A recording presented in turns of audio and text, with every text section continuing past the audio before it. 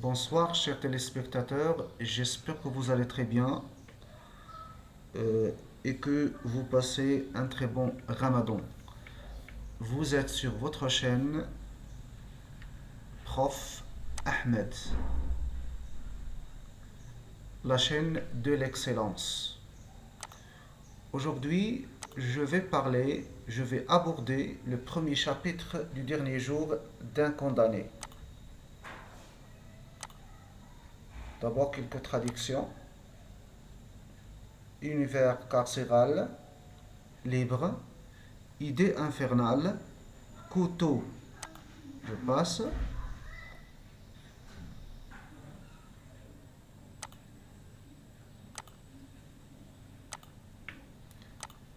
Situation de passage. Le condamné évoque l'univers carcéral et compare son passé et son présent. Alors, dans le premier chapitre, écrit bien sûr dans la prison de Bicêtre, le condamné à mort euh, établit une comparaison entre son prison, ça veut dire son emprisonnement, le milieu dans lequel il se trouve, c'est l'univers de la prison, l'univers carcéral, et son passé. D'accord? Donc il s'agit d'une mise en parallèle, d'une comparaison du passé et du présent. Voilà. Premier axe, le passé via le présent. Comment était le passé autrefois? Il est comme tout le monde. Le condamné était comme tout le monde. La pluralité des idées. Dans sa tête cheminent plusieurs idées. Il avait des relations amoureuses. Voilà, comme tous les jeunes, il avait des relations amoureuses. Enfin, il était libre. Bien. Maintenant, dans la prison, il est condamné, d'accord, condamné bien sûr à mort. Dans sa tête chemine une seule idée. Ça veut dire une seule idée pèse sur lui. En prison, il est seul.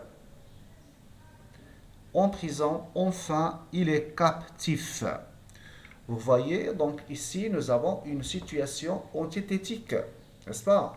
Autrefois, il était dans un état, maintenant, il est dans un autre état tout à fait inverse. Je passe.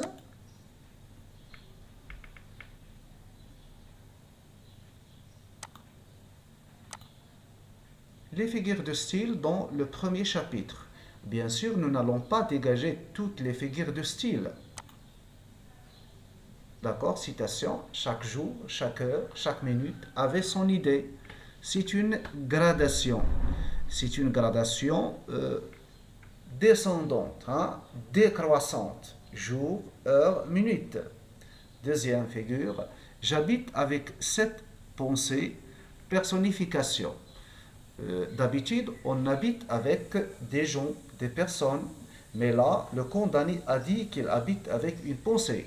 Donc, il a emprunté la qualité d'habitation, d'accord, si j'ose dire, à l'être humain, il a donné à la pensée, le fait d'habiter.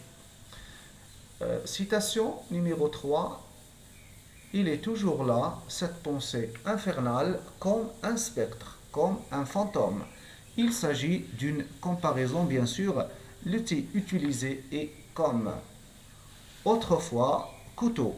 Revenez au dernier jour d'un condamné, exactement au premier chapitre, dans lequel vous allez trouver deux longs paragraphes. L'un commence par autrefois, l'autre commence par maintenant. D'accord? Donc, autrefois, il parle du passé, et après, il a dit maintenant, il parle de son présent, il finit ce dernier état par couteau. Il s'agit bel et bien d'une antithèse, deux idées contradictoires. Deux idées contradictoires. Je passe à quelques passages.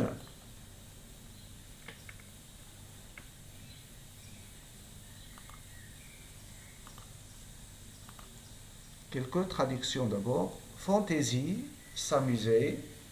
brodé, étoffe, cachot, ou bien cellule, horrible, implacable. Voilà, je passe.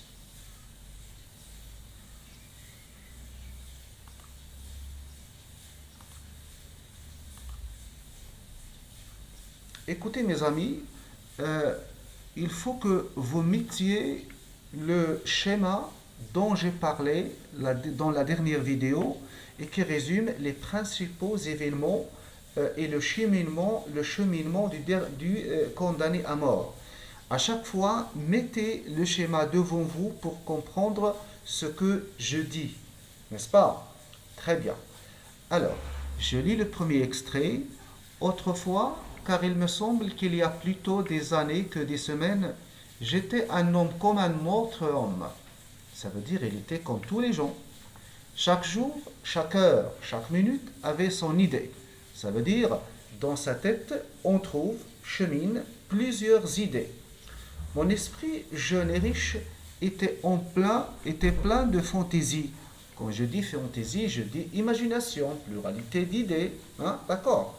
Il s'amusait à me les dérouler les unes après les autres, sans ordre et sans fin, brodant d'inépuisables arabesques. Quand je dis arabesque, ça veut dire ornement. Cette rude et mince étoffe de la vie. Je répète, ça veut dire son esprit. Il s'amusait à me les dérouler les unes après les autres, sans ordre et sans fin, brodant d'inépuisables arabesques cette rude, immense étoffe de la vie. Alors je crois que quelque chose manque. Ici, je suis désolé, une petite, mais pas une minute.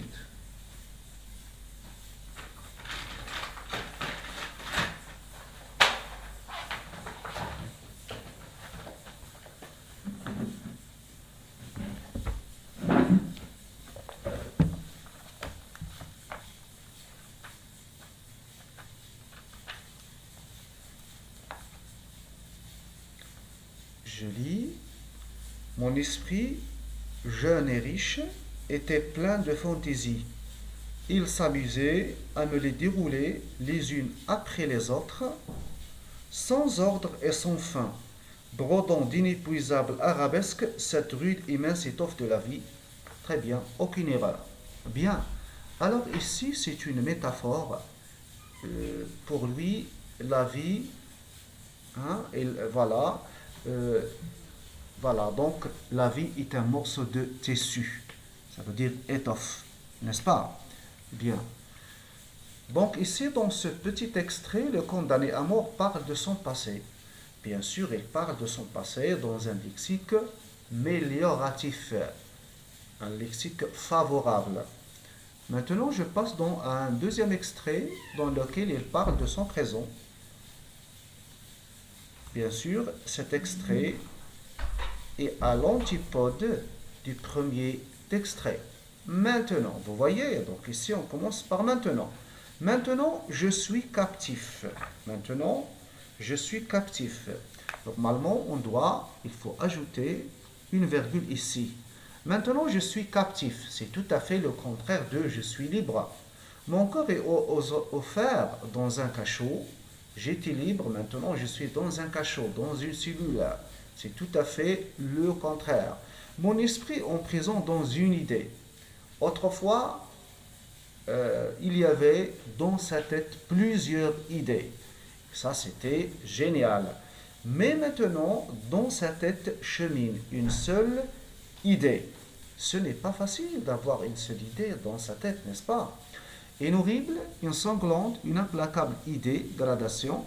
Je n'ai plus, ou bien on peut parler tout simplement de l'énumération.